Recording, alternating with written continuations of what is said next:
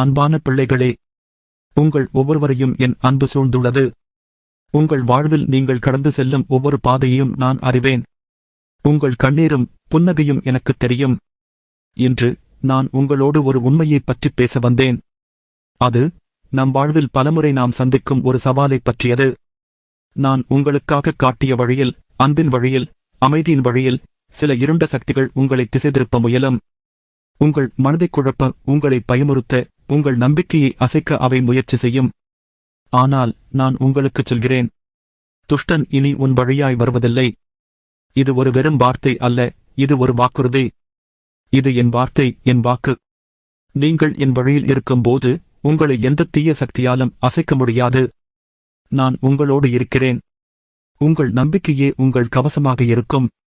உங்கள் ஜெபமே உங்கள் ஆயுதமாக இருக்கும். இருள் உங்களைச் சூழ்ந்தாலும் என் ஒளி உங்களில் பிரகாசிக்கும். பயம் உங்களை நெருங்கும்போது என் அன்பு உங்களை அரவணைக்கும். சோதனைகள் உங்களைச் சோதிக்கும் போது என் பலம் உங்களைத் தாங்கி நிற்கும். ஆகவே பயப்படாதீர்கள். உங்கள் நம்பிக்கையை உறுதியாய் பிடித்துக் கொள்ளுங்கள். என் வார்த்தைகளை உங்கள் இதயத்தில் வைத்துக் கொள்ளுங்கள்.